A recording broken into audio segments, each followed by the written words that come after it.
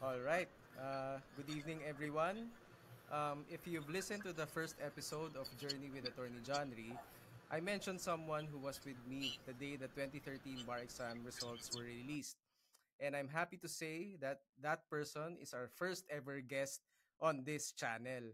So here we are 11 years later talking about what happened that day. Hindi ko na malala kung anong petsa yon.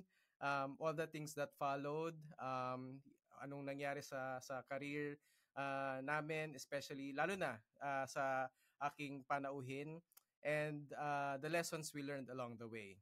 Now, first, a brief introduction. Our first ever guest is a lawyer who's been in the profession for 10 years. He is a junior partner in Sangalang and Gerlan Business Lawyers. Likewise, he is an associate dean at Philippine Law School. He teaches law in PLS, Philippine Christian University College of Law, my alma mater in law school, Emilio Aguinaldo College Business School, Rizal College of Laguna, Asia Pacific College National University Consortium, and in pamantasang ng lungsod ng Maynila College of Business Administration. He is also a lecturer in the mandatory continuing legal education for Access MCLE Online in collaboration with Adamson University and a bar review lecturer in Villasis Law Center Bar Review. Attorney Earl is also a prolific author, having written 3 books so far in labor law, taxation law, and commercial law. Now, he passed the Philippine Bar Examination in 2013 with a general weighted average of 80%. He recently completed the Human Resources Manager Development Program from Asian Institute of Management. He has a Doctor of Business Administration and a Master of Laws from Pamantasan ng Lungsod ng Maynila. He earned his JD from the University of Santo Tomas Faculty of Civil Law and his Bachelor of Arts in Political Science from De La Salle University, Manila. Grabe, haba, no? Now, hindi pa nagtatapos dyan. As 2024 drew to a close, he has kept racking up achievements and career milestones when he was recognized by the UST Law Alumni Foundation as one of their outstanding alumni. Now, just to summarize, he is a lawyer, educator, academic, and author. But most importantly, I'm proud to call him my friend. Walang iba kundi si Associate Dean, Attorney Earl Louis Masakayan. Hello. Yeah. So, Kumusta? Ito. Ayan. Ayan. Alright. Alright. Good evening, Earl. Salamat at napaunlakan mo yung invitation ko na mag-guest dito sa ikaw ang first ever guest ng Journey with Attorney John Ree. Yun. So, kumusta ka naman? Before we proceed to the questioning, kumusta ka ngayon? okay naman. Good evening. Okay naman ngayon. Nag-vacation ako yun in Batangas. All right. Sige. So Earl, I'm sure of course, being a law professor and a bar reviewer, aware ka dun sa naging results nung 2024 bar exams, no? Yes, So, yes. ano yung naging overall feedback or observation mo dun sa bar exam results? Yung for the bar exam results, I think bumabalik na siya dun sa parang normal na bar results. Kasi dati, di ba, 40%, 30%. Ngayon, I think nasa 20%, 20 or 30, I'm not sure. So, I think medyo bumabalik na siya sa normal na yung bar result na yun nga 22 parang mga 15 to 30%. And I think it's good it's good to the passers this bar kasi medyo yun nga medyo may comment doon sa recent bars na medyo madami daw. Though wala namang medyo nag-buffer ka. Ano nangyari dito?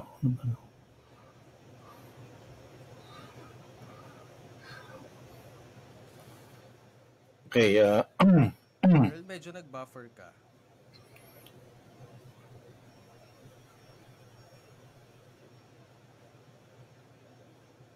Ayun.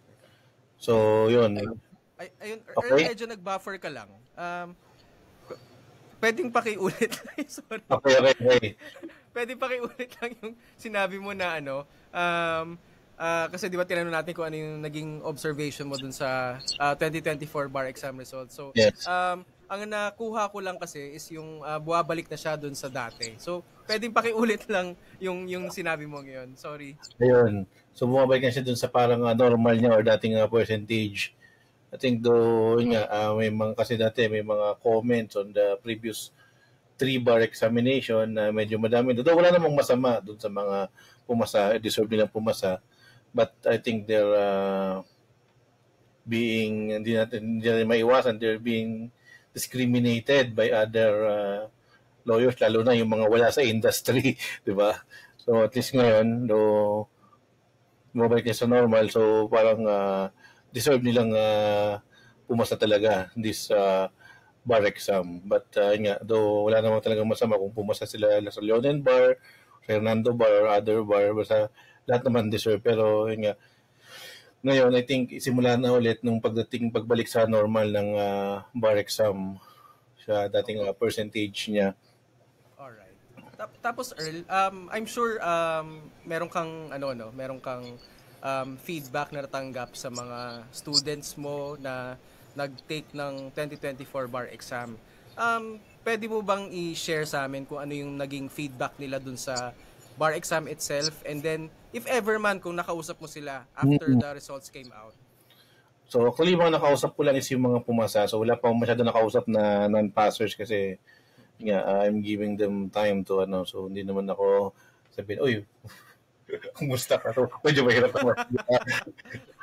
So, yung mga feedback ng pumasa, doon may mga students ako, mas mataas pa nga sa akin yung grades eh. So may mga students ako malapit na mag-top 20. So yun nga, mga 80, nagulat, 80 grades, 81, 82. So, naman, may mga natuwa naman ako dahil yun nga, may mga ganun ako students. So, from PLS na dating sinasabing diploma mill daw, walang kwentang school, but ngayon, I'm happy na we produced.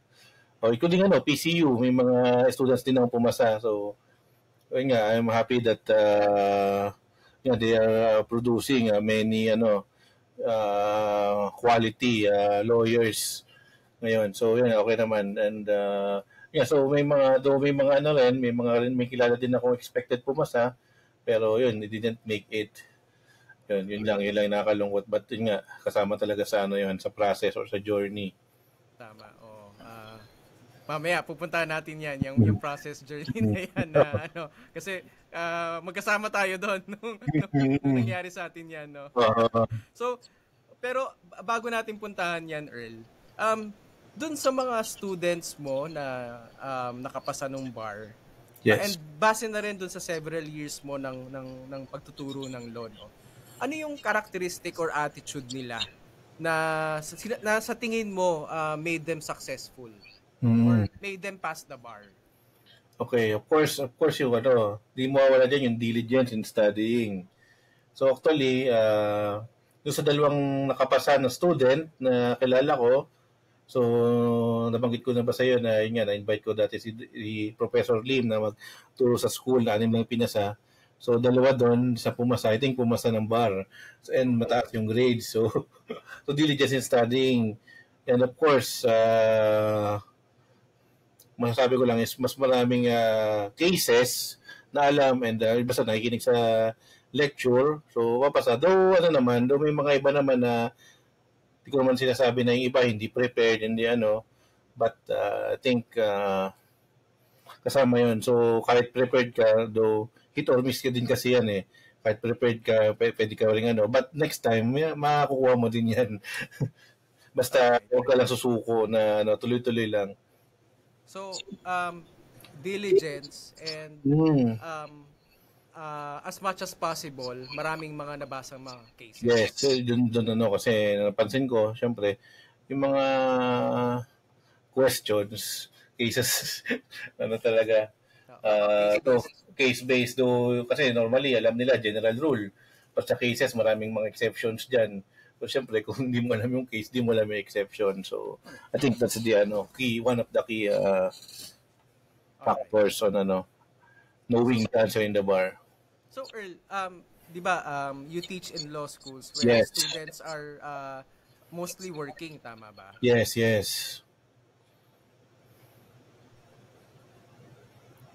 Oo. Yes, mostly working. Okay. So So, Earl, sige.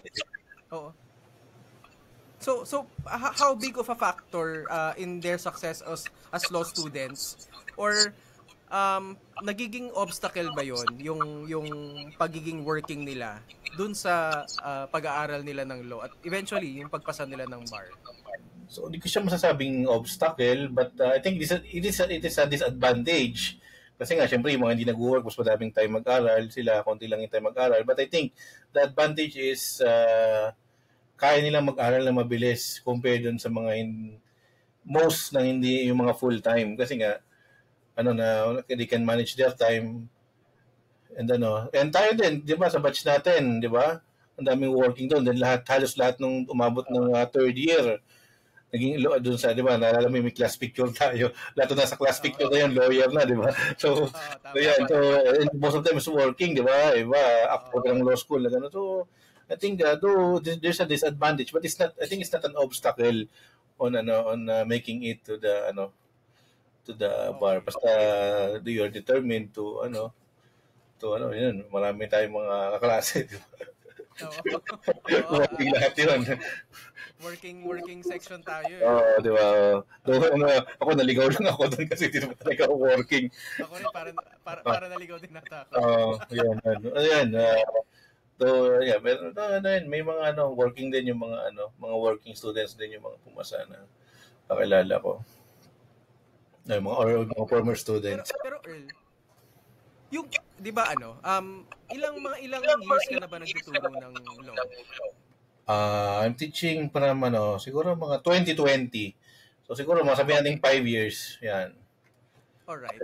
Now, of course, lahat ng klase ng estudyante parang halos na nakasalumuha mo na, no? Yes. Merong mga naging successful, merong mga merong mabait, merong hindi. So, dun sa mga masasabi natin mga estudyante mo na medyo hindi pinalad sa bar exams, ano sa tingin mo yung attitude nila? Character ba yun? Or ano yung something about them which you think prevented them from passing the bar? Yung iba, ano ba? Ang masabi ko lang is yung yung mga hindi na talaga pumapasa is yung mga ayaw na magtuloy. Yung mga after ng one fail, hindi na siya nag-take ulit. So yan, I think that's the but I think yung preparation naman, lahat naman sila nag-prepare ng ayos. So hindi lang talaga pinalad. Actually, meron nga isang student, siya, last year, cum laude, hindi pumasa last year. Ngayon, pumasa naman. Basta, I think, tuloy lang. Basta, wag lang, kasi, naman yan, for me, hit or miss yan. Hindi naman porket sobrang prepared ka, yun, mapasa ka. I think, yung, another example, yung, hindi ko nang bagitin sa pangalan, I think, asawa siya ng kapatid ng isang justice. So I think, hindi ko alam kung kilala mo rin din yun. Hindi rin pinalad. But siguro next year, rin yun. But I know her, napakasipag mag-aral nun. And kasabay niya mag-aral yung aming valedictorian. But yun nga, hindi pinalad. So siguro meron din factor yung preparation Siguro yung day ng pagsagot sa bar exam, feeling ko may factor din yan. Baka minsan na mental block or nag-overthink. Yun, so parang kung saan bagay parang may Goldilocks area na ating masabi para mag-swak. Ano yung Goldilocks area? Di ba dun sa space para may Goldilocks area kung saan pwedeng mabuhay yung mga tao. So siguro doon sa bar exam, so kahit sobrang prepared mo, tapos pagdating mo doon, nag-overthink ka na Or, doon alam mo naman batas, pero siguro nag-overtake ko masyado sa question, hindi mo nakuha yung question. Siguro may tamang timing lang ng bar exam na para sa iyo. So hindi 'yun. So walang para sa akin most na nagkumukuha ng bar prepared naman. Siguro mga 90% prepared 'yan. Prepared talaga 'yan. Yun nga lang pagdating ng bar exam medyo minalas lang or or nabitin. Example, di ba? 74 yung grade. Tapos 73, di ba? Almost na rin yun. Konti lang naman yung difference. So, ganun lang. I mean, tuloy lang. hindi ibig sabihin. Sa akin yan nung yung second take ko, 74.05. Di ba? CJ Bersamin bar yun. So, yun. So, yun. Parang alam ko sa ano ko noon, sa sarili ko noon na parang sobrang prepared ako kasi nag-review center pa ako. Tapos talaga nag-set aside ako ng time para mag-aral for that. Pero 'yun, sabi mo nga, maraming external factors na pwedeng mag-come into play para dun sa ikapasa mo, di ba? And of all the 3 bar exams that I took, I was the most confident dun sa CJ Bersamin na bar exams yung 2017. Oo. Pero yun nga, sa kasamaan palad, hindi tayo pumasa nun. So, yun, tama ka dun, Earl. Ngayon, Earl, dun sa mga students mo ngayon, current students and past students, sa tingin mo, ano sila? They're receptive sa mga feedback mo, sa mga comments mo dun sa kanilang pagsagot. Pag nagre-recite sila, di ba? I'm sure nagbibigay ka ng feedback sa mga exams nila, written exams. I'm sure nagbibigay ka rin ng feedback sa kanila. Ano ba sila? Receptive sila sa mga comments mo? Yes, naman, receptive naman. But I think the difference is yung attitude na ng mga student compared sa atin. And compared sa atin. Kasi ngayon, I think, I'm not sure kung entitled ba or o minsan nagrereklamo pa ng maraming kita dati. Wala naman tayo reklamo sa maraming cases, di ba? Parang, sige, niyan lang, para ibigay na, tapos tayo, wala lang. Sagot lang ng sagot. Di ba natin tapos nag-iba. Ang reklamo natin nun sa mga professor natin. Nagreklamo tayo, pero iba, ngayon, yung mga student, meron na silang kaya na nilang tawag doon yung mag-message mismo sa professor na pwede po ganito, malapit po kaming cases, mga ganun. Basta marami ng mga malalakas na yung loob ng mga students ngayon makipag sa mga professors. I mean, yung parang makikipag-negotiate pa sila doon sa case load, no? Sa mga ganun. Sa atin, hindi natin magagawa yan. Mga professor ba natin, sina Aligada, sina kung pa sina Judge Del Llosa, di ba tinakausap. So, baka pwedeng di ba? Ngayon, yung lakas na nila siguro yung attitude ng mga student ngayon, siguro more generation, I'm not sure if maganda yun or hindi maganda kasi ganun din naman sa work, di ba? Parang nag-set na ng boundaries tong mga tatawag nating Gen Z pa to. Tayo, sige, connector sa atin. Ngayon, Earl, kung yan yung observation mo as a professor, nadidiscuss nyo ba yan among your co-faculty? Yes, how to deal with that, with this current generation when it comes to yung yung attitude nila in studying? Siyempre, minsan, naman, may mga katang sa akin, sir, asok din yung gagawin natin. Sabi ko, hindi, tuloy nyo lang, or, minsan, tatanong kung may klase, ganun. Hindi, class ka kung kailan mo gusto. Parang parang binibigyan ko yung mga power ng professor, yung mga professors to do, kung ano yung gusto nilang gawin sa class, kasi nga ako naniniwala ako sa academic freedom. So, kung ano yung gusto ng professor, kung ano yung say niya sa kasi sa akin, wala namang parang perfect way na pagtuturo. So, nasa professor kung paano niya ituro yung as long as hindi siya marereklamo ng student na walang matatutunan. Yun lang naman yung sa akin. Kahit anong way ng pagtuturo or okay lang sa akin. Basta wag lang siya marereklamo na, si sir po, walang naturo sa akin kahit pag wala kami natutunan. Yun lang yung mga iniiwasan natin. Okay. Sige, Earl. So, balikan natin, Earl, yung yung law school days natin, no, sa USS. Kasi um, base dun sa mga nakikwento mo sa akin nung estudyante pa tayo, nag-aaral pa tayo, kakaiba yung study routine mo eh. At saka kakaiba rin yung yung way mo of learning. Pwede mo bang makwento sa amin kung ano yung naging study routine mo and way mo of method mo of learning from first year to fifth year nung pagka-graduate mo? Okay. Ako naman kabiat lang, baka hindi to applicable sa lahat. But ako dati, lang ako, kasi mabilis ako magbasa, but mas naintindihan ko yung yung law or yung lesson kapag narinig ko lang sa professor. So kaya modestly aside yung kay example, yung meron tayong isang professor sa political law na hindi nagsasabi ng tama or mali, medyo hindi ako doon. Medyo wala akong doon in the class. Tsaka yung isang professor natin sa ba yun? Yung tax. Okay. So, yun bang mabanggitin yung pangalan. So, yun no names. Yun, medyo, yun. Wala akong natutunan doon. Though natutunan ko lang siya nung review.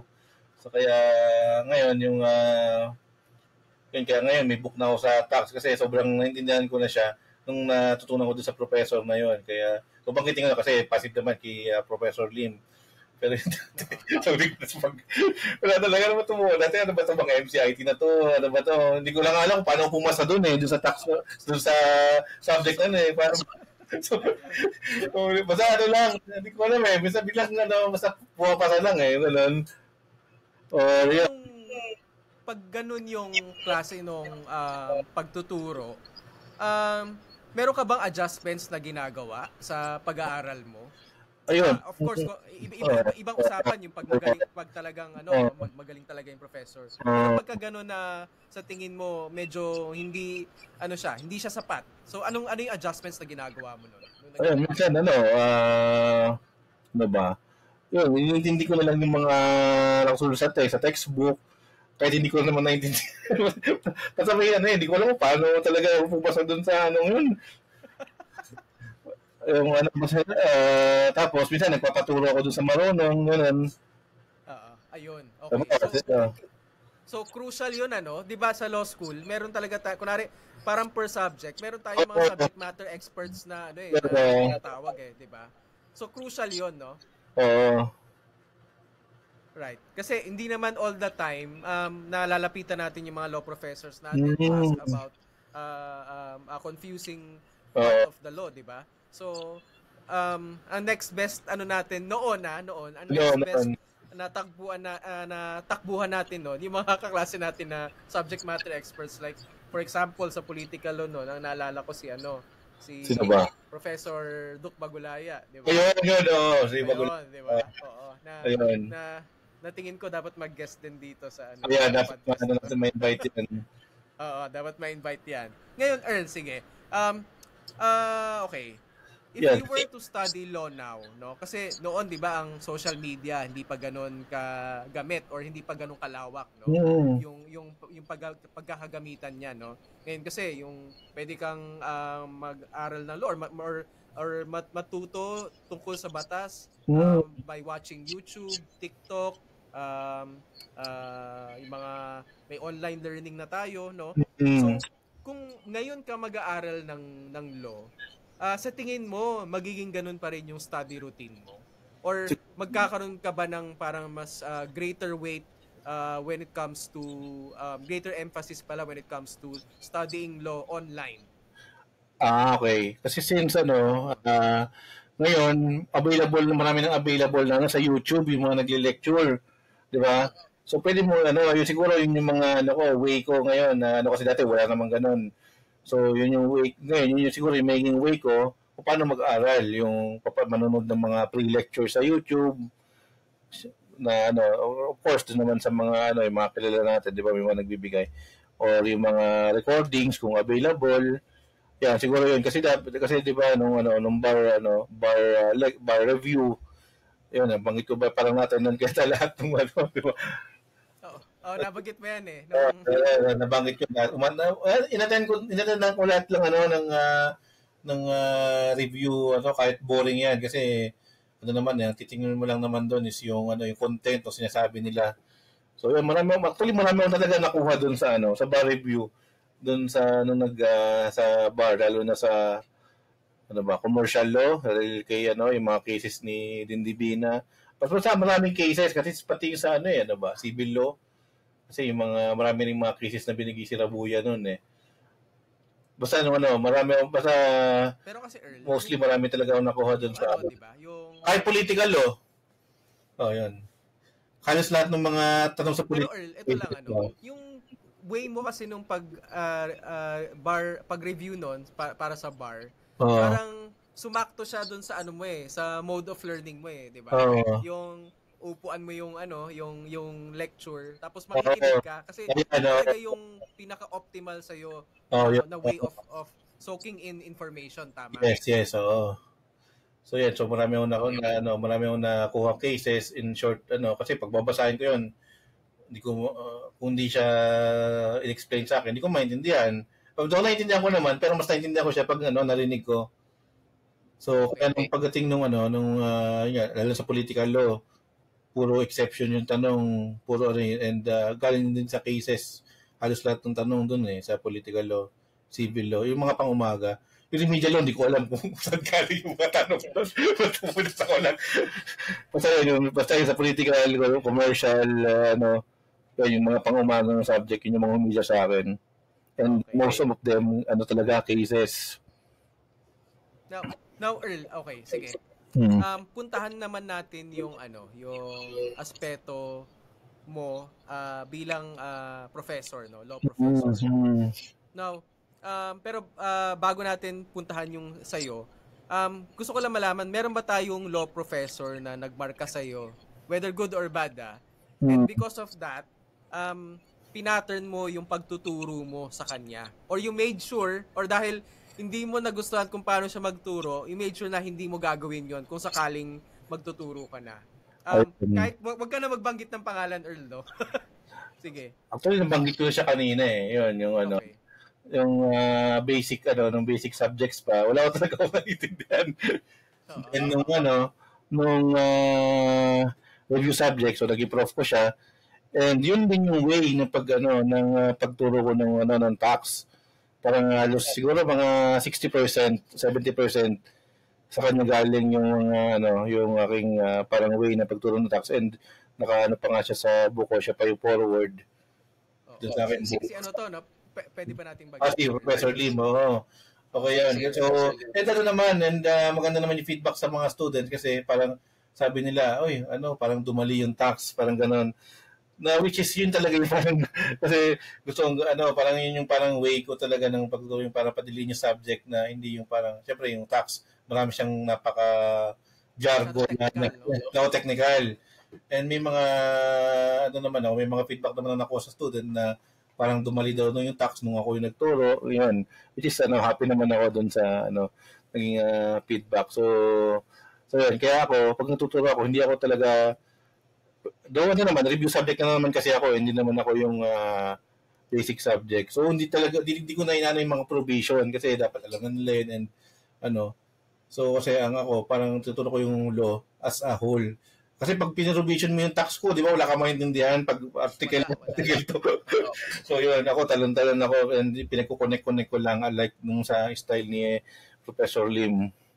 Yung sa labor, yun, titry ko yung parang tying things together, no? Oo. Yun yung approach. Sa labor, kung makita mo yung book ko, walang provision, o hindi siya article by article, and yung commercial, syempre, hindi mo ilagay mo lahat ng caudal doon.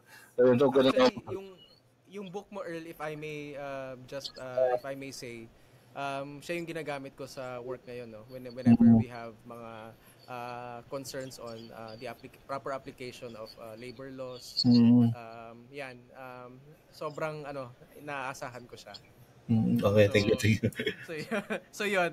Now, Earl, ayun. So, masasabi mo ba na pag nabibigyan ka ng feedback ng mga students mo or yung mga nakakapagbasa ng libro mo na parang mas naintindihan ko yung batas. Masasabi mo bang ito yung parang pinaka-rewarding feeling sa'yo? Or meron pang ibang mas rewarding na feeling when it comes to teaching and to educating? Actually, yun nga, yung napakaliwanag sa akin pag yung may nagsasabi sa akin na pag naintindihan na nila yung subject dahil dun sa way ko nung pagtuturo.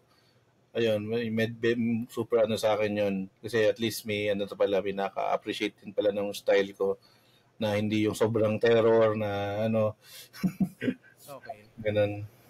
So, okay, sige Earl. Ngayon, no, 'di ba, para nabanggit mo yung terror yung mga terror prof, 'di ba? Talaga merong ganyan, 'di ba? Lalo na nung panahon natin. Now, if you were to change something or if you were to suggest changes in the way the law is being taught now, meron ba? What would that be if any? Siguro yung okay din naman yung Socratic method kasi natututo kaya lang ang problema natin sa Socratic method kasi hindi nakikinig yung student dun sa ay nawala. Ayan, yan. Okay, yan na ulit. Okay na ulit. Yan, hindi nakikinig yung student dun sa mismong lesson. Ang ginagawa nila, yung nagpe-prepare sila dun sa case kung saan sila masatawag. Lalo na pag may mga terror, di ba? Ayun, siguro dun sa meron kasi akong napasokan yung legal education enhancement program. May tinatawag dong parang modified Socratic method. Pwede ka mag-Socratic method, pero dapat yung students na hindi nakatayo, magsasagot din sa on their own or sa papel or para involved sila dun sa teaching, hindi yung maghihintay lang sila dun sa doon ko pala sila tatawagin kasi 'di ba normally nga ganun yung nangyayari pag Socratic method or yung recitation. So parang may tendency na hindi makinig, ang ginagawa mag-aaral sila doon sa Oo, pag alam mo hindi mo kaso 'yon, hindi ka na makikinig di ba? Oo. Tama 'yun. Oo. Yung kaso mo lang alam mo, hindi mo alam yung kaso, 'di ba? Parang useless din do yung iba napipilitan mag-aral but I think hindi na retain yung basta pero naman wala naman ako doon kasi nga sabi ko naniniwala ako sa academic freedom and lahat naman ng way ng pagtuturo and may may purpose yan. So may purpose kung bakit ka na tapat sa terror na professor kasi hindi naman fair yung buhay pag lawyer ka na, di ba? So I think this also teach students that life is not fair. Well, especially on practice. Tama, parang tama ka doon. Sa practice kasi hindi lang sa hindi lang sa work setting when it comes to appearing in court or basically in the legal profession. Talagang may meron kang may encounter na isipin mo parang hindi dapat pero or something will take you by surprise and that's where yung yung experience mo with terror profs doon magagamit yun. Yung hindi ka na masyado nabubulaga, hindi ka na masyado nagugulat, di ba? Parang pangyayari. Parang wala na lang sa iyo yan wala to, kaya ako dito. Napagdaanan ko na yan Yeah, tama. Now, ngayon Earl, let's discuss naman yung mga bar review centers, di ba? Sabi nga natin kanina, bar review lecturer ka sa Villasis Law Review Center, no? So, ikaw ba, pero bago doon, ikaw ba, ka ba? Nag-bar review center ka ba? Actually, lang, yung inattend ko lang yung UST, yung in-house ng UST. Kasi, di ko alam kung bakit yun yung inattendan ko. Inattendan ko siya lahat. Yung nga, sabi ko, natin, marami lang nakuha. So, that's why, yun yata, parang hiwalay ng entity yung yung bar review ng UST, yung Magnificus Juris na yata siya. Dati kasi parang in-house siya. So, I believe in naman, in bar review centers, kasi minsan, may mga, may mga ibang professors na may marunong mag-trending, or may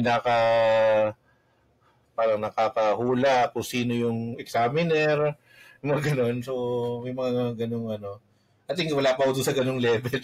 Kasi simple lang ako. But I think yun yung advantage nung going to review centers. All right. Now, okay. So, nabanggit mo kanina yung way mo of studying, nabanggit mo yung kung paano ka nag-review for the bar. Um, pero kung ikaw yung tatanungin, no, ano yung best approach in taking the bar exams? I-recommend mo ba yung study habits mo or to each his own ba talaga yan? Parang kanya-kanya ba talaga yan? Or meron parang general formula and then you deviate a little from that general formula? For me, the general formula is first year pa lang, we ready for the bar first year pa lang. And lalo na ngayon, yung ginawa ng Supreme Court, na kasi ngayon ang graduation August, mostly ang graduation August, July, August, ang bar September. So, doon sa fourth year mo, kaya nga review subjects na lang yun, mag-prepare ka na ng bar during that fourth year. First year during law school, that's the preparation. Yung review centers, for enhancements na lang yan dun sa mga na-prepare mo nung law school. Kasi kung sa review center ka lang aasa, tapos hindi ka nag-aaral ng first year to fourth year, siguro mga 50% or it will make your chances to bar parang it will decrease your chances of passing the bar kasi nga you should know the law by heart hindi lang dahil kasi para sa akin yung law dapat alam mo na siya by heart kaya nag-aaral ng first year to fourth year. Yung review center is just an enhancement on your learning from first year to fourth year. Kaya kung tamad ka mag-aaral during first year to fourth year, bahala ka sa good luck sa iyo sa bar. Yun yung sa akin. Though may mga din naman, may mga deviation din. Yung iba, mas magaling sa reading, yung iba mas magaling sa listening. Yun, dun darating yung mga deviations or yung mga variations, sabi nating variations on studying. Yung iba nagpupuyat, yung iba natutulog.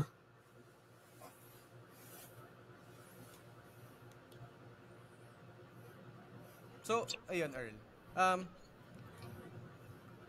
Ang talaga, the best way to prepare for the bar or the best time to prepare for the bar is yung during your first year, no? So, yes, during your years in the law school. Oo.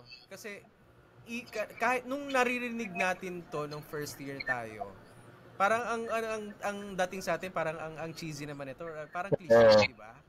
Pero ako mismo na na-realize ko yan nung during my first take kasi nung first take ko medyo alam mo naman tayo medyo hindi tayo masyado aminan na to hindi tayo masyado prepared nung first take natin no. Nung when the bar review proper came and may mga naririnig akong lectures, may mga terms doon na masasabi ko na parang first time ko lang narinig to So parang nakakahiya man siyang i-admit pero ganun so as much as possible ang siguro my advice to law students and to bar reviewees is that hanggat maaari yung pagka nasa bar review lecture ka na, yung pag may binanggit yung nagre-review yung bar reviewer, yung hanggat maaari hindi ka na magugulat dun sa dun sa sinabi niya. Parang na lang yon, affirmation na lang yon nung nabasa mo, nung natutunan mo. Oo. So, pag merong binanggit na concept or legal principle yung bar review lecturer sa iyo during bar review at it is the first time na maririnig mo siya, I would say na kabahan ka na. Kabahan ka na pagka first time mo narinig yon. Oo. Which is what happened to me during my first take. Ang daming instances na ganyan. And even yung nung si Wella, my wife, nung nagtuturo siya sa akin ng mga last minute tips sa civil law. Tapos succession yung topic, yung mga legitim dinidiscuss niya sa akin. Yung morning na nung civil law exam, civil and tax yun, di ba? Yung magkasabay yan. So may mga sinasabi siya doon na parang ano na nakablanko na akong ganyan, parang parang ano to. Pero tumatango na lang ako para lang matapos na. Pero 'yun, ano siya, parang looking back, parang nakakatawa, no? Pero when you're going through that, ako deep inside nung as I was going through that, na parang uy, ang dami ko palang hindi alam, and magsasabak na ako sa civil law exam later. Yun, mas lalong dumagdag sa kaba ko yun, and true enough, yun nga, hindi nga ako pumasa nung first take na yun. Kasi sa bar review lecture pa lang, malalaman mo na kung ano yung magiging chances mo pag halos lahat ng or 100% or 99%, 90% ng mga sinabi nung nagre-review alam mo, most likely ano mo rin masasagot mo yan masasagot mo yan sa bar exams. Tsaka yun, yung isa pa yung di ba sabi mahirap daw yung bar ngayon kasi wala daw tayo mag-aral. Di ba sabi first day tapos Wednesday then sabi wala daw tayo mag-aral. Sa akin, hindi mo na kailangan dapat dun sa time na yun, hindi mo na kailangan mag-aral dapat doon. Hindi mo na dapat problema, ay wala na tayo mag-aral. Kasi dapat, doon sa time na yun, dapat aral ka na, hindi na yung parang, ano ba, tapos na yung first day, mag-aaral ka pa doon sa second day. Parang, wala, siguro, yung mga last, mga, yung mga pre-week, gano'n. Pero yung mga mag-aaral ka para matindi ulit, para doon sa exam na yun, wala na yun. Dapat hindi siya advisable. Dapat, doon pa lang sa time na yon when you graduate law school, kasi nga, and or before the bar week, so sabi natin bar week, alam mo na, hindi ka na mag-aaral doon sa in-between, hindi ka na mag-aaral ng intense. And yung isa pa, yung sample, yung pipilitin mo mag-aaral kahit inaanto ka. So patulog ka na lang kaysa mag-aaral. Kasi sayangin mo lang yung panahon mo, napuyat ka na, lalo ka pa walang naintindihan, pagdating ng bar, pagod ka. So yun, yung isa pang tama yun yung isa ko lang advice. Kasi nung first take ko, ito kailangan marinig ng mga mga future examinees and yung mga hindi rin pumasa nung mga previous bar exams nila. Meron tinatawag na periodization, no? Parang di ba sa boxing pa, pag hahanda ang isang boksingero for a fight, may may months and weeks of preparation yan.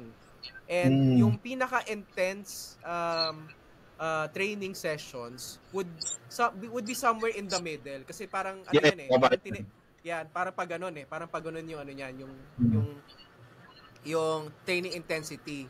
And as the day of the fight comes, parang buwababa na siya, parang nagtitaper na siya. So, yun din yung approach na ginamit ko for my second and third take. Kasi nga, tama ka, nung first take, ganyan ako, yung intense na, di ba, meron tayong 6 months ba yun to prepare for the war? Yung method ko nun, bumili pa ako ng mga bagong libro. Tapos ang dami kong mga biniling mga books on let's say political law, may 3 akong binili na reviewer. Tapos doon ko lang siya binasa yung mga yon, and ang ending doon, hindi ko ata natapos kahit isang libro Kasi sa sobrang dami, tapos lahat yun bago pa sa akin.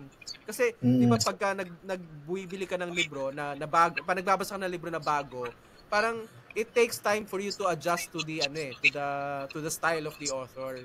So, mas maganda na basahin mo yung libro na binasa mo na nung ka pa lang, nung law student ka pa lang. Oo. So yun lang. So, yun, agree ako sa iyo doon, Earl, na yung hindi na dapat kailangan sobrang intense nung pag-aaral mo during the bar season, especially nung pagka yung pre-week. Kasi yan yung time na para nagre-relax ka na dapat kasi the work should have been done nung substantive and during the bar review, no? So yun lang yung ma-share ko diyan. Yan yung resume mo. Yung bago nagre-review, di ba 6 months yun, nag-Singapore pa I mean, hindi mo kailangan mag-aral ng buong, pag kailangan mo pahinga, o burnout ka na, magpahinga ka lang kasi huwag mo isipin na sayang yung oras kasi kasama talaga sa journey yun. Rest is part of the journey.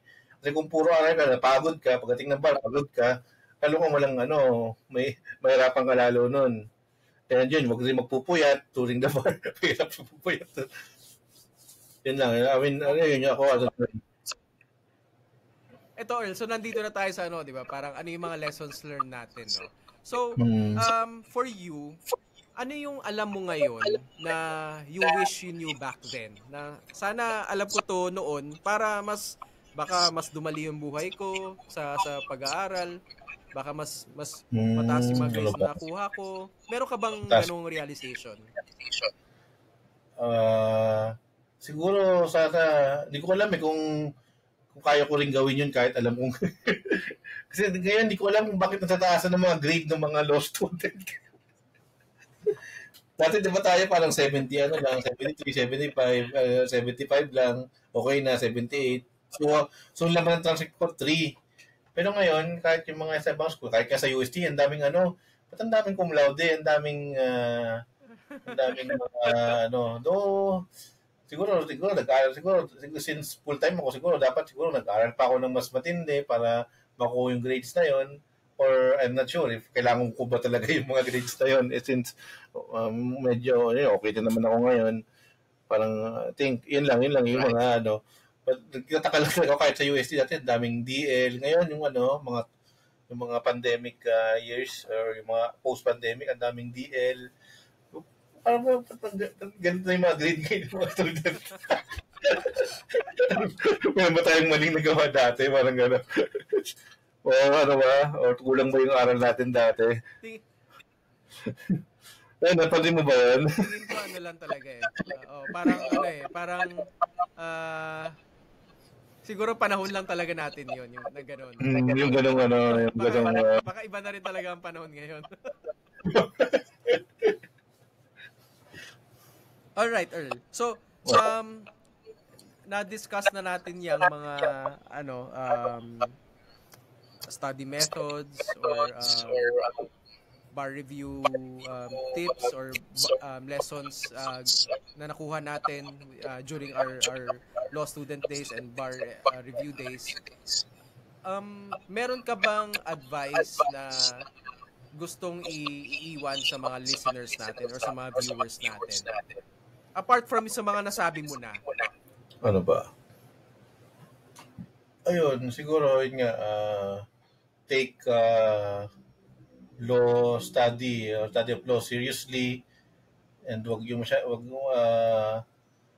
sobrang papalusot sa yung mga load na binibigay ng professors, yung mga sa syllabus. Kailangan yung aralin, and wag yung lusutan kung na ano lang, basta lang maipasa. So take the syllabus seriously. 'Yun kasi hindi naman yan ibibigay ng professor kundi kailangan. Yung kasi sabi pwede po ba pre-cut, may sports fest po sa or Pasay Day po, umuulan po, pwede po bang pre-cut? Yung mga ganun. So take so ganun kasi ngayon. So ngayon, para sa akin, take those ngayon, lalo na yung mga syllabus, yung mga cases, take those seriously. Wag yung dadaanan, basta nyo lang na for compliance. And of course, yun nga, sabi ko, magpahinga din. If pagod na kayo, magpahinga din kayo, wag nyo pilitin. Kasi mas matasayang na yung oras nyo kapag nag-aaral kayo ng sobrang pagod. Mas masayang yun kaysa itunulog nyo na lang. Yun lang yung aking advice. Okay. Sige. Sa akin naman, I think going or basing it on what you said, no, yung take the syllabus seriously, I think it goes into yung yung motivation mo for going to law school, no. So dapat for me klaro sa iyo 'yon kung bakit ka nasa law school, whether working ka, whether full-time ka. I think kailangan mong masagot kung bakit ka nasa law school. Why do you want to do this? Diniscuss natin to dun sa first episode nung channel na why do you want to do this? So important you have to answer that. Kasi kung alam mo yung sagot na yon, yung mga sinasabing mga excuses or yung mga reasons mo for Yes. not attending class, Mm, for cutting class, or for not reading yung mga inassign sa'yo ng professor mo, yes. magiging ano yun eh, parang very trivial yun eh. Kung malinaw sa'yo kung Mm, bakit mo gusto gawin to. And yun din, mm, parang sa mga bata ngayon na gustong pasukin yung mundo ng pag-abogasya, no? It starts in law school. And kahit anong school pa yan, um, dapat seryoso kang tao dun sa or seryoso ka dun sa sa kagustuhan mo na mag law school kasi gusto mo maging abogado. Hindi siya yung yes. parang wala kasi akong choice eh, or parang medyo marami kasi akong free time eh, 'di ba? So try ko Mm, kaya law school. So yun yung sa tingin ko doon ano eh, doon puwapalya yung some of yes. the people na nakilala ko dahil oo. So yun lang yung ano ko diyan, advice ko diyan. All right. Mm. Sige Earl. So malapit na tayo matapos. So actually tapos na tayo. Ano na lang no? So where can our viewers find you? Tapos ano yung socials mo? So para alam nila kung saan ka pwedeng hanapin. Okay, meron naman ako halos lahat ng ano, except ang hindi lang ako masyadong active is yung sa X, yung nating Twitter kasi hindi ko talaga makita yung point. So, meron ako Facebook, yun nga, find namin name, Sige, I have Instagram. ano yung Facebook I mo at saka po. Instagram ano mo, handle mo? So, there's Facebook or Louie M. Masakayan. So, dapat yung verified kasi maraming gumagaya dun sa ano ko, profile ko. Wow. Then, sa ano naman, sa Instagram, Erlouie, EARLLOUIE, yun. Yun lang yung aking Instagram handle. TikTok, so, search na lang yun, diba? Asok din ELMM, yun, sa TikTok. At saka nasa YouTube, LinkedIn ka rin, 'di ba, Earl? yes, LinkedIn, Erlouie Masakayan, LinkedIn. Then, YouTube? TikTok, YouTube, yun, Erlouie M. Masakayan. Okay. So, yan, so, yan, And makikita niyo yan. And Ano pa last ba? na lang, Yan. Earl, no? So, is there something that you would like to promote? I think may nakita ko na post mo sa LinkedIn a few days back na meron kang project that you're working on now. Ah, yung ba, yung Beyblade ba? So, Hindi Beyblade. Alam ko alam parang ko, meron kang ilalabas ulit na libro next year ba? Tama ba? actually yung ano, so yan, I have three books, yung tax, labor, and commercial. Yung tax, since may mga new laws na legislate, so incorporate ko siya dun sa ano, sa second edition of tax book. So same book lang naman siya, but the second edition, so yan, so nalagdag yung mga dun sa ease of paying taxes act, tsaka yung create more. So in-update ko lang yung mga percentages and yung mga bagong provisions. So ano naman, so minor ano lang naman yun, ng first book, minor tawag dito, uh, Revisions pa lang. revision, yan, revision, major changes para at least updated naman kasi baka sabihin, ba't mali na dito sa book, hindi bago yung ano, ayun, ayaw naman ganun. Ayan, ano pa Alright. ba? Ayan, natin yun lang. Then, if you, for, we have also, our law firm also a website, so you can, we have legal concerns, so paladinslaw.org, so nandun yung aming website, so you can set an appointment if you need a legal, ano, Sige. okay. Yung mga ganyan early mga pwede nating ilagay sa description later para Sige, kaya pagka natin. pagka meron tayong mga listeners or viewers na Uh, interested mag-inquire sa law firm nyo, meron tayong pwede ma-provide na link doon. So okay, okay, kindly provide me lang yung details para I can post it sa description when I upload this video. sige, sige, okay. Ayun. All right. So, I guess that's it for tonight. For the third episode of Journey with Attorney John Ree, and I'm so happy that our the first ever guest of this YouTube channel is a very good friend of mine, and I'm also very proud of what he has accomplished in his 10-year legal career.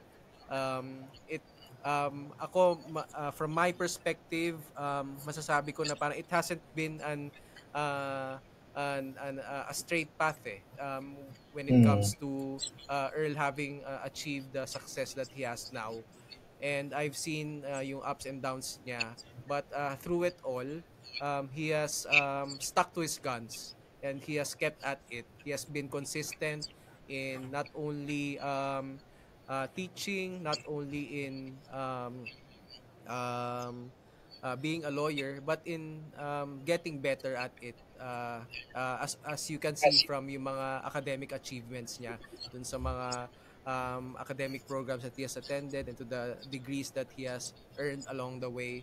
And really, yun naman yung point nitong ano na to nitong buhay na to no? Parang Mm. um, kung ikukumpara mo yung sarili mo dun sa sarili mo 10 years ago, um, may ano na ba, medyo malayo-layo na ba? Malayo na ba yung narating mo? And if you can say yes, then I think you can call yourself successful. So, ayun. So, that's it. Stay tuned for the next episode of Journey with Attorney John Ree. Thank you again, Associate Dean Earl Masakayan. And see you again. All right. Okay. Bye-bye. Bye-bye.